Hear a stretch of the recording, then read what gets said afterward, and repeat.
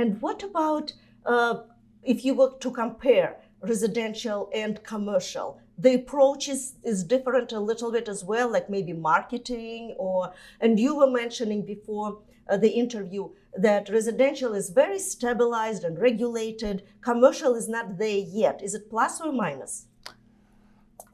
Yes. It's a plus and it's a minus.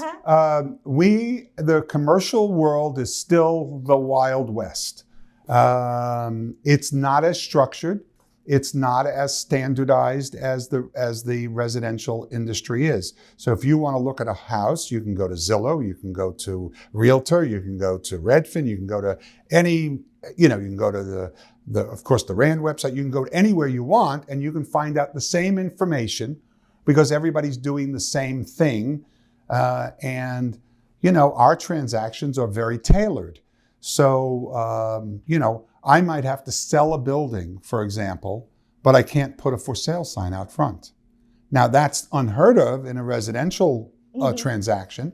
I might have to do that on the QT, or I might have to do a sublease where the tenant hires us to sublet their property and then wants to go to the landlord and say, I have someone that can step in my shoes.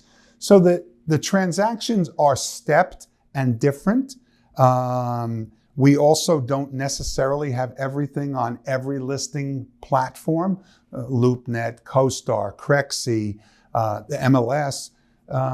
It may be, as we call it, a pocket listing. That may be the case. And you may be looking for a particular broker, or I may be looking for a buyer. Buyer gives me a buy order and says, buy this. I don't want anybody to know it's me. Because clearly, we represent a municipality now that's looking to acquire property. So they're not necessarily interested in letting folks know. Or we've done work for Fortune 50 companies. So, if Paul and Lucy are going to go and buy it, it's one price. But if Pepsi's going to buy it, it's another price, right? You turn around and I tell you, Google wants to buy your property. You've just added 2 zeros to it. So, no doubt about that. Right? So it's a very interesting, I love it.